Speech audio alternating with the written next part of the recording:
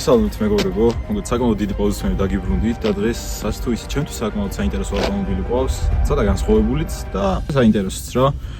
ჩემთვის რაც თუ ისე უცხოარი ეგ მანქანა და დღევანდელი ჩემი ისე იქნება, რომ გავურკვიო როგორი მანქანაა, როგორი სიარული აქვს, როგორი პრაქტიკულია და მოკლედ რამდენად კარგი ავტომობილია და ეს ავტომობილი არის Lexus IS 250 F-Sport.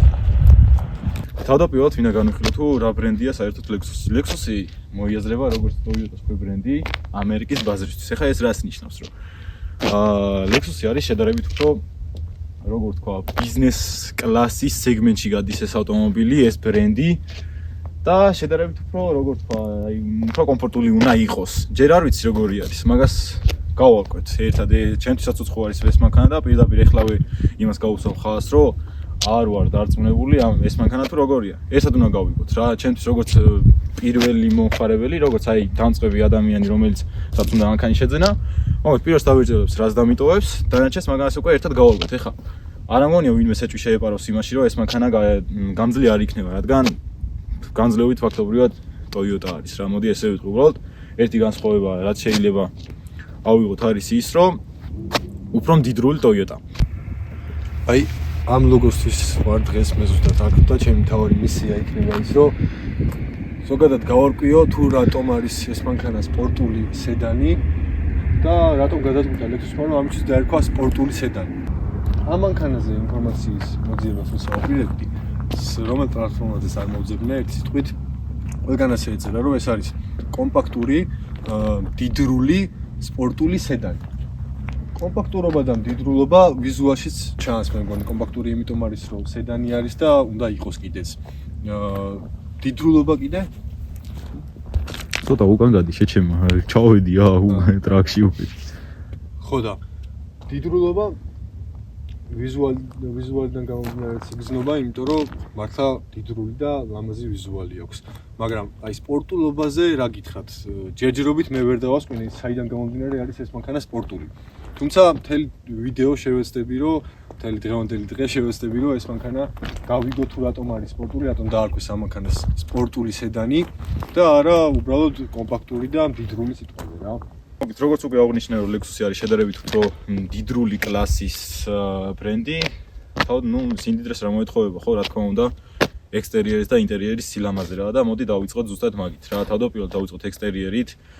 სანამ უშუალოდ ვიზუალზე გადავიდოდე, ეს მანქანა უნდა განვიხილო ინდივიდუალურად რა, უნდა არც ერთი სხვა მოდელის შედარებას არ დავიწყებ, არც სხვა ბრენდებს არ შევადარებ, არც BMW-ს, არც Mercedes და არაფერს სხვას. თავის კლასში ამას განსხვავებული ვიზუალი აქვს, მოდი ესე ვიტყოდით რა და ანუ ჩემთვის ყველაზე მეტად ყველაზე ლამაზი მაინც იქნებოდა ცხვირი, იმიტომ რომ ეს Lexus-ის დამახასიათებელი ცხაურა, ეს გაყოფილი ფარები, ეს ზოგადად ცხვირი, აი ზუსტად Lexus-ის ხელწერა არის, რაც საკმაოდ მომწონს კიდევაც, რა მინდა ვთქვა.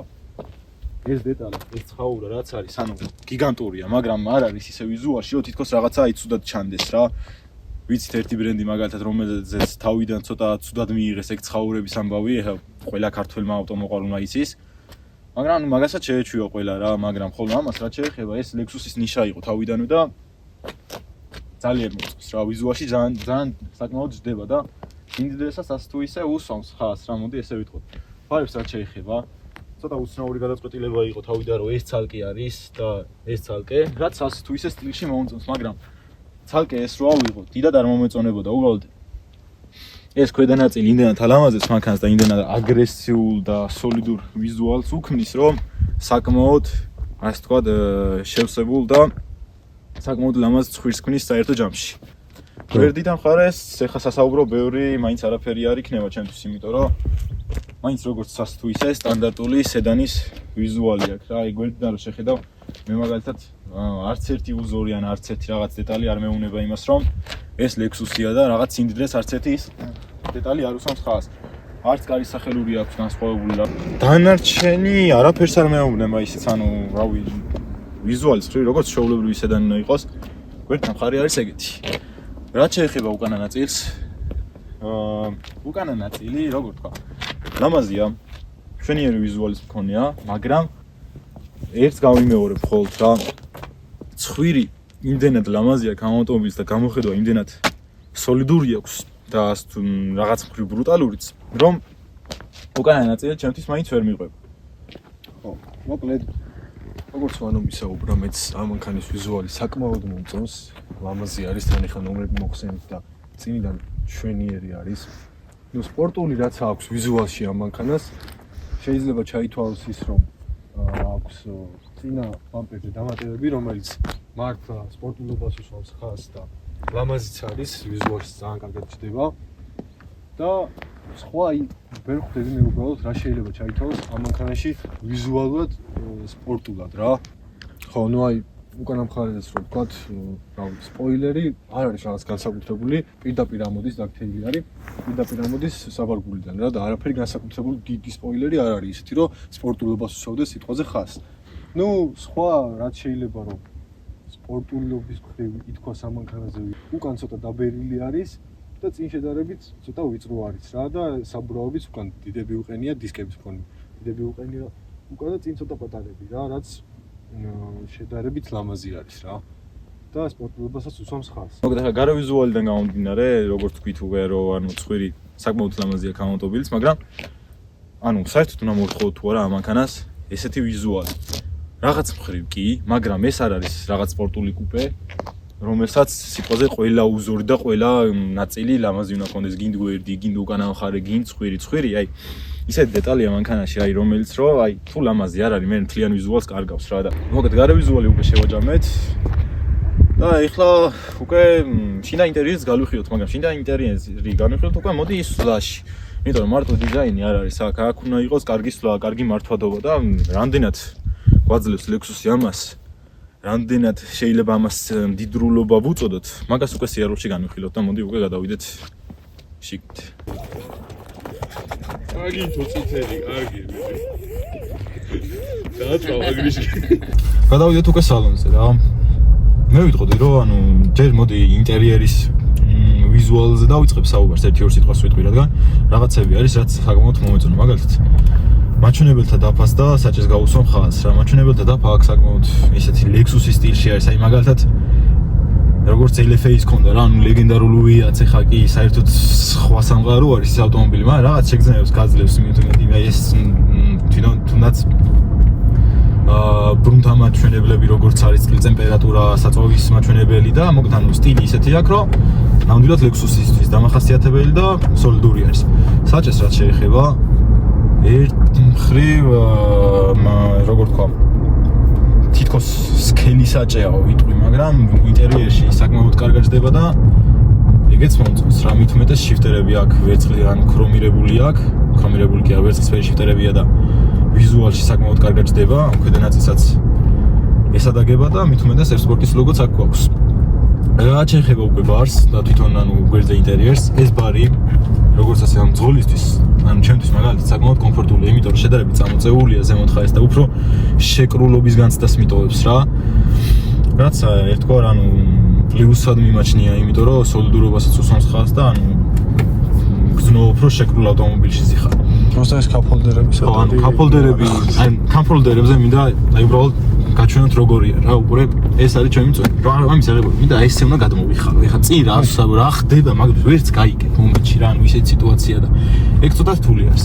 მოუდები შეცვლა არის აქედან, ეკო მოუდი, უж ნორმალი და ნუ სპორტ რეჟიმი ეხა რა, სპორტ რეჟიმი ეხა რამდენად კარგად მუშაობს, მაგას მალე გავარკვევთ, მაგრამ ეხა სხვა რაღაცებზეც მინდა გადავიდე. აი რაც ყველაზე მეტად მომეწონა სალონში, ეს არის საათი. ანუ ხო თითქოს არაფერი, მაგრამ თვითონ ამ ვენტილაციის იმებსაც რომელიც ვერცხლისფერი არის, ანუ საკმაოდ კარგად ჯდება ვიზუალში და ერთგვარი ფუფუნებისაგან შეიძლება აღიქვა რა ეგ.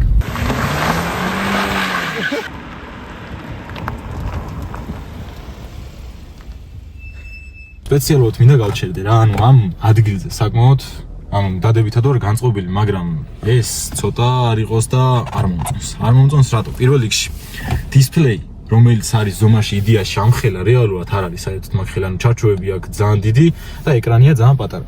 და მაგას პლუს ანუ 10 წლის მანქანაა დაახლოებით და რა ვიცი, ალბათ 5 კადრი წამში არის მაქსიმუმ ცოტა რაც საკმაოდ როგორ თქვა სიძველის იმას გიტოვებს შეგრძნებას რა. კი ეს გორგოლაჭი მომწონს. ანუ საკმაოდ რბილა და კარგად გამოიყენება, მაგრამ თვითონ მაგრამ თვითონ დისპლეი დიდად სახარბიელო არ არის და ასევე გამომხვილებოდი კიდევ ყურადღებას კლიმატის ღილაკებზე, რომელიც კი, ან თავის საქმეს აკეთებს და კარგი არის, უბრალოდ ცოტა გარე, ანუ ღილაკების გარეთ რა, მაგალითად ესეთი ვერცხლისფერი ჩარჩოს დიზაინი ქონდეს, ბევრად უფრო ლამაზი იქნებოდა ჩემთვის რა და ინტერიერში უფრო როგორ თქვა, სოლიდურობის შეგრძნებას მომცემდა რა. დანარჩენ დეტალებს რაც შეეხება, ეხლა, ტორპედო ასე თუ ისე ფორმით მომწონს. ანუ ჯდომი საკმაოდ მომწონს, ვერ ვიტყოდი რომ ცუდად ძივარ ან რაღაცა. საჭე ცოტა გრუპი არის. მძდარ ისეთ შედარებით ისეთ ავტომობილებში, რომელსაც ბევრად რბილი საჭე ქონდა მწლოვანების მანქანაშიც უკვე და ძველშიც უფრო შედარებით, მაგრამ დისკომფორტის განცდას არ მიტოვებს. აქ გვაქვს ასევე შავი ჭერი, რომელსაც საკმაოდ ვაფასებ მაგას და ლუკი სტანდარტული ლუკი არის ეხლა, რომელსაც Lexus მოეთხოვება რა თქმა უნდა, მით უმეტეს თუ ას თუ ისე სოლიდურობაზე და კომფორტზე აქვს აქცენტი, მაგ შემთხვევაში უნდა კონდეს.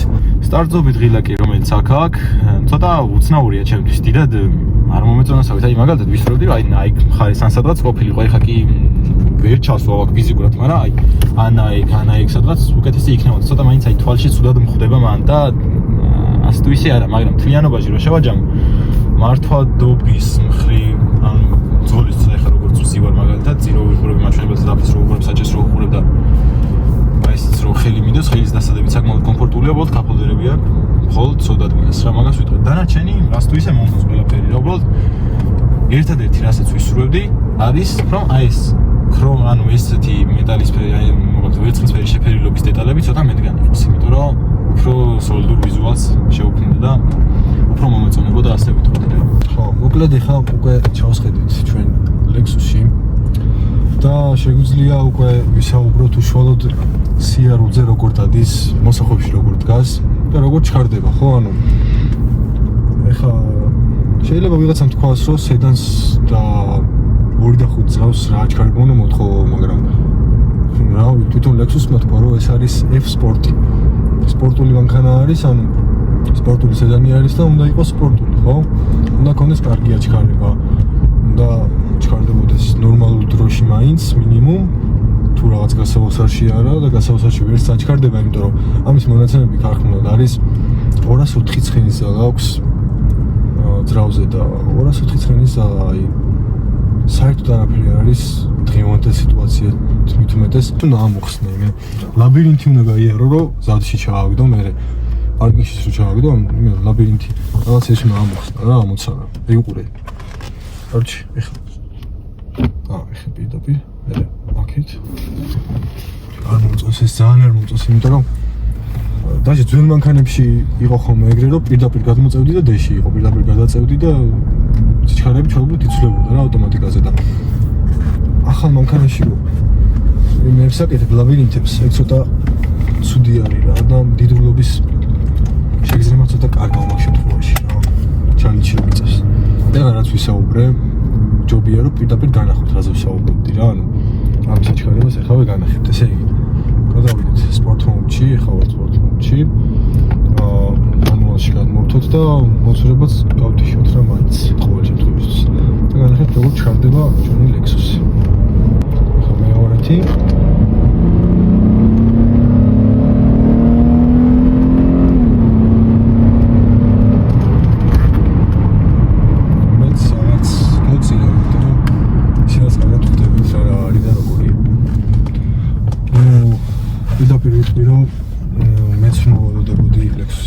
ბევრად მეც მოვიდოდებოდი და საერთოდ არ არის ეს ჩემთვის მისაღები სპორტულ ავტომობილში.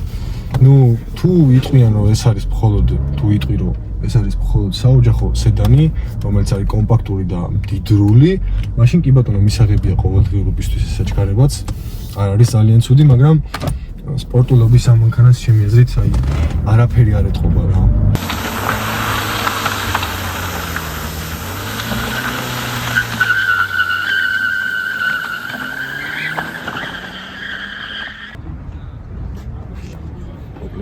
მოვედით საბოლოო დასკვამდეც და საბოლოოდ რა შეგვიძლია ამ მანქანაზე თქვა. ერთი სიტყვით მე როგორც აქამდე ვისაუბრე იგივე აზრზე ვარ ისევ აგერ უკვე მეორე დღე არის ამ მანქანას ვიღებ და მაინც იგივე აზრზე ვარ რომ ცოტათი იმედგაცრუება იყო ჩემთვის, იმიტომ რომ მეტად სპორტულს ველოდებოდი ნუ ამ ცხენებიდან სიმართლე გითხრათ დიდი მოლოდინი არც მქონია, მაგრამ ის მოლოდინიც ვერ გაამართა თითქოს სპორტულობის მხრივ რაც მქონდა. მაგრამ სპორტულობის გარდა ამანქანის სხვა თვისებებს თუ შევაჯამებთ, ყველაფერი თითქოს ის არის რაც უნდა იყოს რა.